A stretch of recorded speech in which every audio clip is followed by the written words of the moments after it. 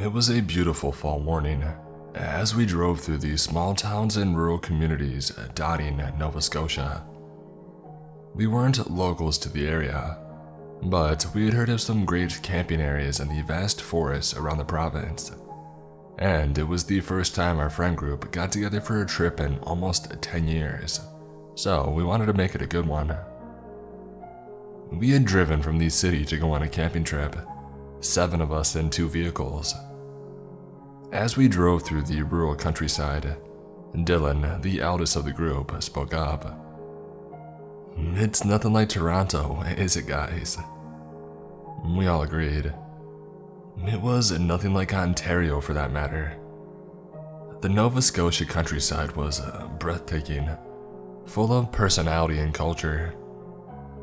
As Matt May's tall trees blared over the radio, we were growing increasingly excited for the next few nights that we would spend in the woods. Richie was sitting in the back of my crew cab Silverado, sipping on a Molson Canadian and singing along to the radio. I hadn't seen him in such a good mood in years. He seemed to be finally getting over his divorce and enjoying himself for once. Richie and I were childhood friends, and after his wife left him, we were roommates in the city. We were like brothers.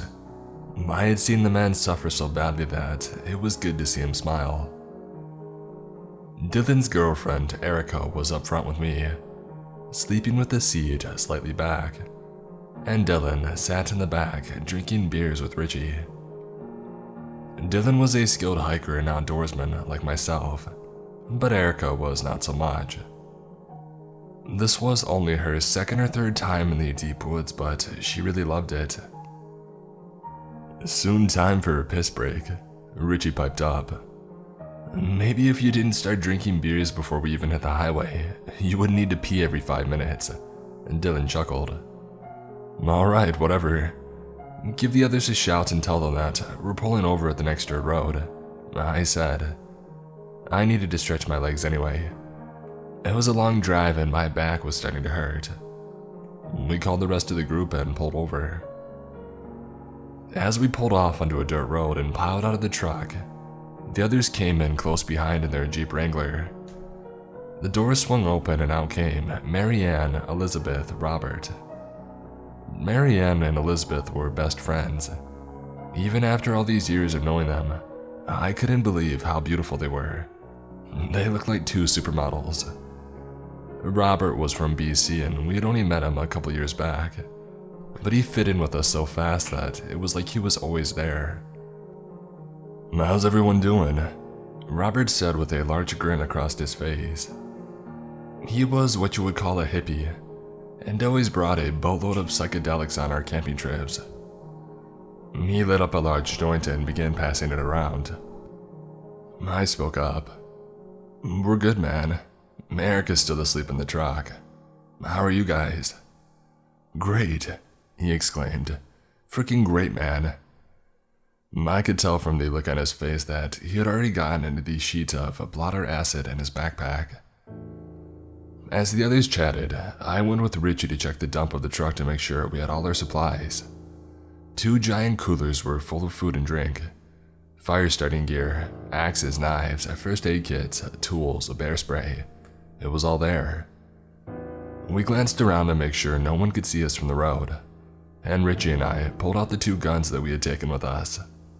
An SKS rifle with around 60 rounds of ammunition, and a 12-gauge pump-action Mossberg with about 25 rounds of buckshot. The last time we had been camping, we had a close encounter with a bear and nothing to defend ourselves with. So this time, we made sure we did. You can never be too safe in the forest around here. We checked the maps. We were getting close. Only another hour or so and we would be driving into the woods. And then it was a day's hike and we would be at our chosen campground, a decent-sized clearing in the woods next to a freshwater lake. We had planned to stay for a couple of days and hike back out. We had plenty of supplies. The rest of the trip went by pretty fast, and before we knew it, we were loading up our equipment and walking. We had spent most of the day hiking through the woods, stopping for smoke breaks and once to eat. I checked the GPS and we were getting nearer to our final destination. Some of the group had noticed things in the woods along the way, and they looked like small native totems, dolls, carvings, odds and ends hanging from the trees. This must have been a native hunting ground or something, we figured, and we left the totems and ornaments where we found them. As we came upon the clearing, the sun was just beginning to set. We set up our camp and were preparing for the first night there. We had turned on some music on the battery-powered stereo that Dylan brought, cooked up a barbecue over an open fire, and started to really get into the beers. Robert pulled out the sheet of bladder acid and we all took a hit. We spent the rest of the evening and night sitting around the fire, listening to music, drinking and smoking and laughing like maniacs at the tricks the LSD played on our brains. Little did we know, all of the noise we were making attracted something none of us had ever seen before. I retreated to my tent with Richie, Elizabeth, and Marianne, while the others went to Dylan's tent. Marianne and Elizabeth looked at me and Richie, and Marianne said, "I think I know a way to help you get over that ex-wife of yours, Rich," with a huge grin plastered across her face. Elizabeth came over to me and leaned close, and we started kissing. Richie and Marianne had done the same. Just as things were starting to heat up in the tent, we heard a scream from the other one. It sounded like Erica. The other tent was pegged up closer to the woods while we pegged up down near the lake, about 100 meters apart. Richie and I hopped up and both of our eyes fixated on the guns in the corner. We had them both. The other tent was supposed to have one. Crap. We grabbed the guns and told the girls to stay put, and we hastily loaded them while running towards the other tent. We heard Erica scream again, and by the time we got there, everyone was outside, and we all had our flashlights on. "What's going on? What's wrong?" I yelled. Erica was in tears near the tent, holding on to Dylan for dear life. She was muttering something about an animal in the woods. We finally managed to get her to calm down enough to tell us what was wrong. She stammered on. I got up to pee, and when I did, it was behind the tree and it touched my shoulder." "What was behind the tree, Erica?" Dylan said firmly but calmly. "I don't know," she yelled. "It was tall and bony, and it had really long claws. It was covered in blood." I pulled Robert aside. "Man, how much acid did you give her?" None, man," Robert said nervously. "She didn't want any." "Was she asleep before this?" I asked. "Yeah, I think so," Robert said. "She must have been dreaming or something, man. Here, take the shotgun anyway. Calm her down, Anne." And then we heard it. Elizabeth and Marianne screamed, but it wasn't the same. It stopped abruptly. We knew right away something was wrong. A sense of terror washed over all of us. The adrenaline kicked in and Robert and I ran for the tent. But when we did it, it was torn to pieces. And when we looked inside, so were the girls. I felt something sour crawl up from my stomach and into my mouth as I looked upon the mangled women that were lying before us. Elizabeth was still alive and was begging me to help her. The helpless look in her eyes shot through me as I noticed both of her legs were missing and her insides were hanging out. Marianne was missing an arm in her head and was almost torn clean in two vertically. I turned and looked at Robert, and all I could see was shock in his eyes. I turned around and I vomited. Robert couldn't look away. We yelled for the first aid kit and the rest of the group came running. We sat and held Elizabeth's hand as she begged us not to let her go. Erica, who was a registered nurse, ran up, but when she had seen the extent of the wounds, her hand shot over her mouth and she dropped the first aid kit. After a moment, she collected herself and began giving first aid while looking at the rest of us hopelessly. Within 5 minutes, Elizabeth was gone too. Richie began to yell through his tears. Crap, what the heck happened to them? We all began trying to talk over one another in a panicked confusion. Dylan hadn't said a word. Enough, he yelled, and again louder. Enough! Everyone went silent. It looks like a bear maybe got into the tent. It's probably still around and we need to hunker down at the other tent and wait until daylight. It's our only hope. We had been checking our phones, but we had lost service hours ago. We were cut off. We took the rest of our supplies and ran back to the other tent. As we did, we heard a horrible screeching in the woods. It sounded almost human, but way too animalistic, too loud and shrill. Oh man, it's a Wendigo, Robert blurted out. My grandfather told me about them. They eat people in the woods and it's coming for us. Richie blurted out. It's a bear or something, man. It's not no urban legend. And if it comes anywhere near us, we're gonna shoot it dead. He snatched the shotgun out of Robert's hand and walked over to light a fire. We'll be able to see it better if we get lots of light in the woods. Whatever it was watching us, patiently waiting. We could hear it go back to the other tent and drag something out. The bodies. The poor girls. The woods grew eerily cold and quiet. We sat there around the fire with our guns trained in the woods. I had the SKS rifle in my hand, fully loaded, and Richie had the shotgun. It was moving around us and we could almost catch a glimpse with our flashlight, but it was much too fast. Branches snapped as the monsters stalked around us, growling and snarling. The rest of the crew pulled out the axes and knives and stayed behind us, with all of our backs to the lake. Silence. The silence went on for what felt like eternity. And then we heard it. Elizabeth's voice. Help me, please. Richie, Sam, Robert, somebody help me. It didn't sound natural. It sounded like her, but in a way, it didn't. This isn't possible. We watched her die, Dylan yelled. How is she still alive? He took off for the woods in the direction of the voice.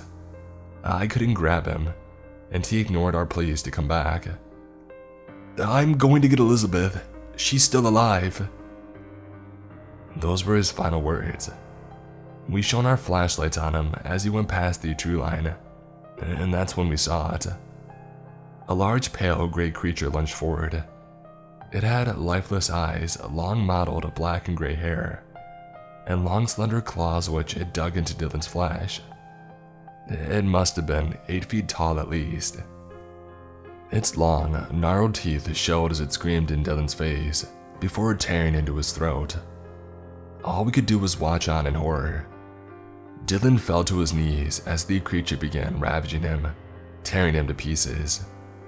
It looked like a large, emaciated humanoid, but it appeared to have incredible strength.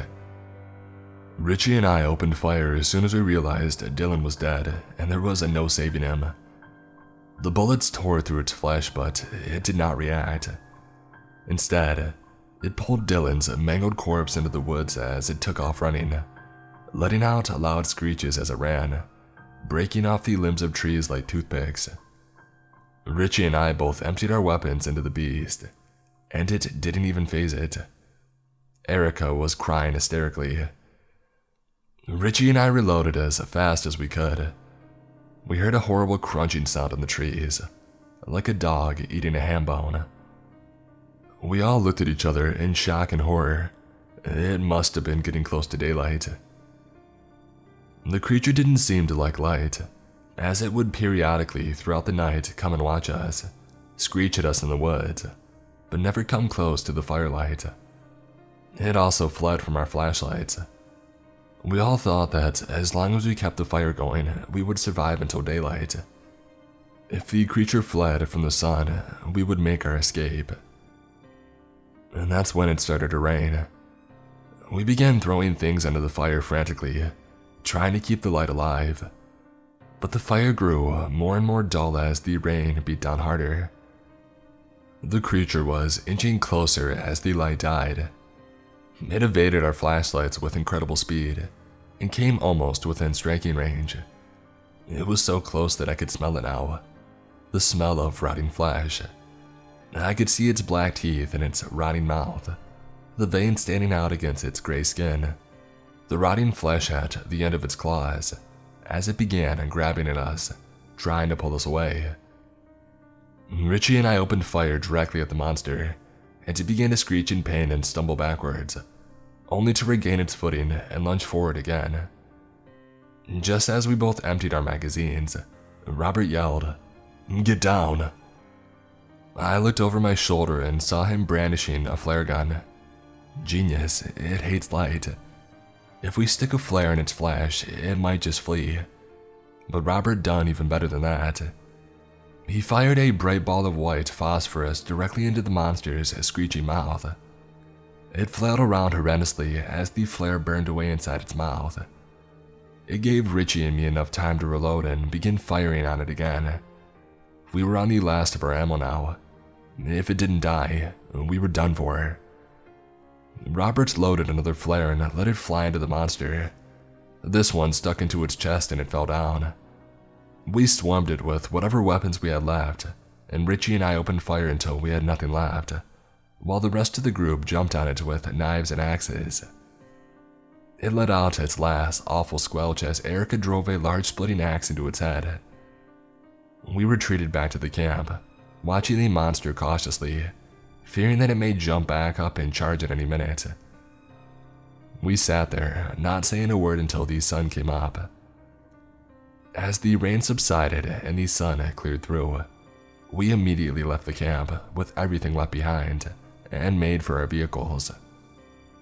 By the time we had escaped the woods, we were completely exhausted, and as the shock subsided, we began to sob and try to make sense of what had happened in those woods. We decided that it would be best if we told everyone a grizzly bear had gotten our friends. Nobody would believe the true story anyway, and during the funerals, we vowed to never speak of it again. I don't speak to my old friends much these days. We mostly went our separate ways after the incident. The only one that I did speak to was Richie, but he took his own life about a year after it happened, with the very same shotgun he held his ground with on that dreadful night.